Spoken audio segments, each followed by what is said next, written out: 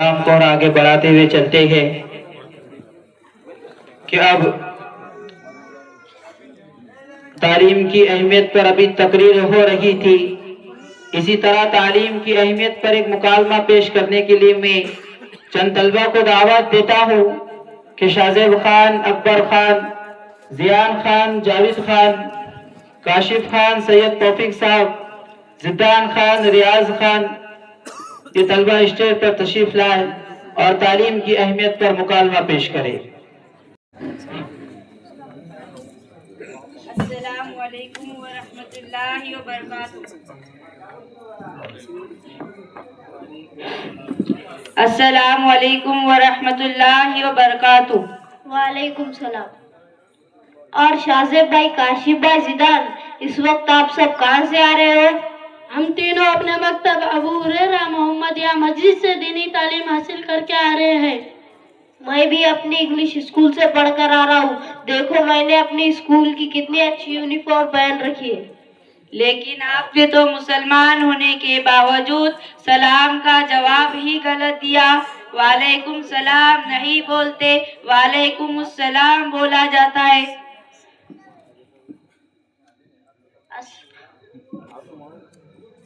تعلیم تو ہم نے حاصل نہیں کی، لیکن تھوڑی بہت دین کی معلومات ہے. آخر مسلمانوں کی لسٹ میں ہمارا بھی تو نام آتا ہے. بھائی، آپ نے بتایا، آپ نے تھوڑی دیر پہلے کہا تھا کہ ہم بھی تھوڑی بہت دین کی معلومات رکھتے ہیں، تو آپ اتنا بتائیں اسلام کا کلمہ کیا ہے؟ یا ابھی سنا تو لا الہ الا اللہ محمد رسول اللہ. ارے زیان بھائی، یہ کیا اٹھک پٹک کر رہے ہو؟ آپ نے تو کلمہ طیبہ میں ہی بہت ساری غلطیاں کر ڈالی. ذرا ہمارے چھوٹے بھائی زیدان سے سن لو، وہ بھی ہمارے ساتھ مکتب ابو ہریرہ محمدیہ مسجد میں دینی تعلیم حاصل کرنے کے لیے آتا ہے. کلمہ طیبہ لا الہ الا اللہ محمد رسول اللہ. ترجمہ: اللہ کے سوا کوئی معبود نہیں اور حضرت محمد صلی اللہ علیہ وسلم اللہ کے رسول ہے. اچھا، ماشاءاللہ. سنا آپ نے اسلام کے کلمات، اور یہ سب ہمارے مکتب میں سکھایا جاتا ہے. پھر تو آپ کو وضو کے فرائض بھی یاد ہوں گے. جی ہاں، ہم لوگوں کو وضو کے فرائض بہت اچھی طریقے سے یاد ہے، اور ساتھ ہی ساتھ میت کو وضو کرانے کے طریقے بھی یاد ہے. اگر آپ کو ابھی بتا سکتا ہوں. ارے نہیں بھائی، یہاں کسی کا انتقال نہیں ہوا ہے. آپ صرف زندوں کے لیے وضو کے فرائض سنا دیجیے. وضو میں 4 فرائض ہے. نمبر 1 پورا چہرہ دھونا. نمبر 2 دونوں ہاتھ کوہنیوں سمیت دھونا. نمبر 3 چوتھائی سر کا مسح کرنا. نمبر 4 دونوں پیر ٹخنوں سمیت دھونا. ارے زیان بھائی، آپ غسل تو کرتے ہی ہوں گے نا؟ نہیں تو کم از کم جمعہ کو تو نہاتے ہوں گے. تو آپ بتائیں غسل میں کتنے فرائض ہیں؟ یہ تو مجھے بہت اچھی طرح سے پتا ہے، کیونکہ ہمارے دادا نے بہت اچھی طرح سے سکھائی تھی. بہت اچھے، ماشاءاللہ. سنائے. یہ تو بہت آسان ہے. نمبر 1 گرم پانی. نمبر 2 صابن دانی. نمبر 3 پورے بدن پر پانی.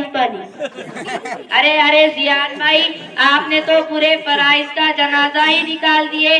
کاشف بھائی، ان کو غسل کے فرائض بھی بتائے. غسل میں 3 فرائض ہیں. نمبر 1 منہ بھر کے کلی کرنا.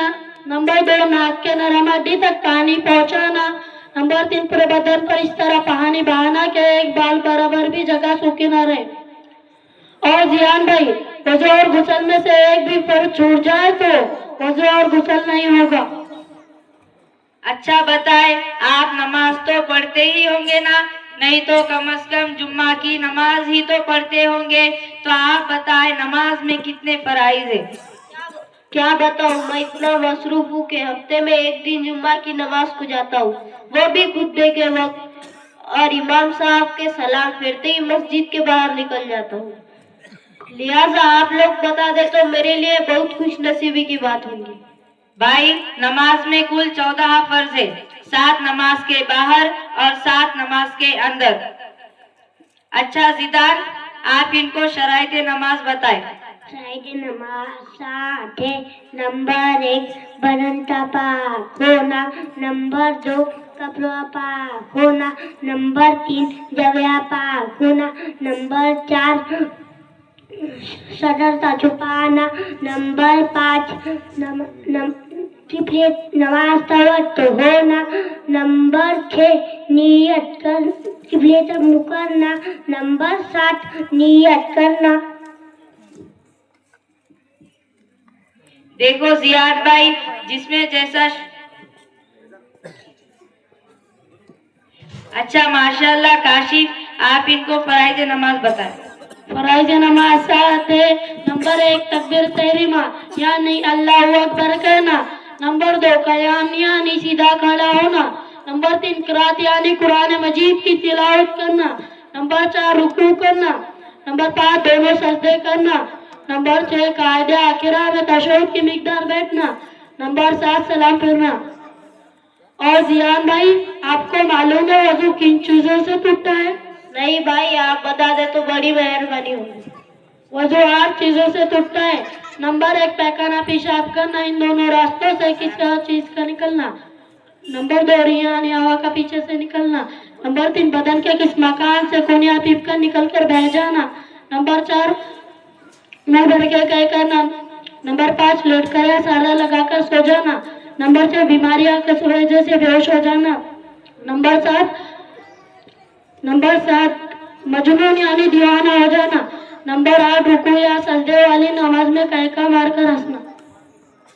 देखो जियान भाई, जिसमें जैसा शक होता है वही जाहिर होता है। आपने अपना मकसद सिर्फ दुनियावी तालीम हासिल करना बनाया है और यह बात आपके जवाब देने से मालूम होती है। आपको दीन के बारे में कुछ भी इल्म नहीं, इसलिए दुनियावी तालीम के साथ साथ दीन की तालीम भी हासिल करना हमारे ऊपर जरूरी है। देखो भाई, हम दोनों एतबार से मेहनत करते हैं, इसलिए हमें दोनों लाइन की मालूमात भी रखते हैं। हमें यह समझना बहुत जरूरी है कि हम सबसे पहले मुसलमान हैं और प्यारे आका मोहम्मद सल्लल्लाहु अलैहि वसल्लम की उम्मती है। लिहाजा इस्लामी तालीमात हमारा अव्वलीन फरीजा है और वालिदैन पर भी जरूरी है कि वो बच्चों को दीनी तालीम से आरास्ता करे। लेकिन आज मुस्लिम मुआशरे का सबसे बड़ा दुख ये है कि हमने दुनियावी तरक्कियात हासिल करने के लिए इस लैन को इस तरह भुला दिए है कि हमें हमारा तर्ज हयात भी याद नहीं।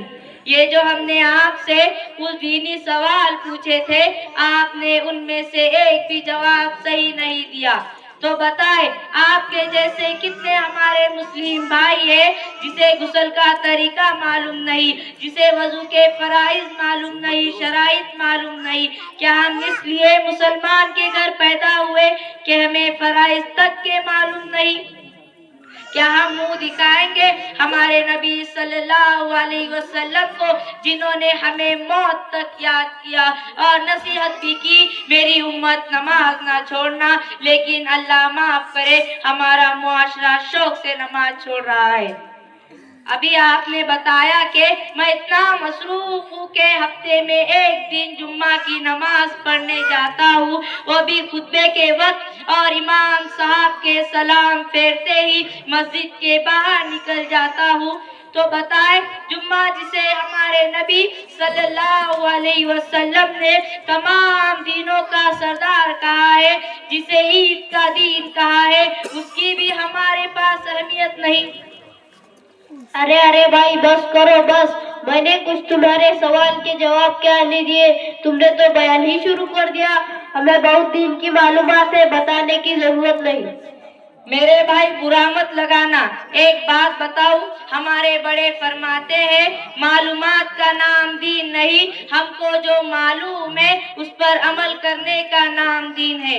तुम्हारे जैसे दीन की मालूमात रखने वाले हमारे बहुत भाई हैं, जिन्हें बहुत दीन की मालूमात है।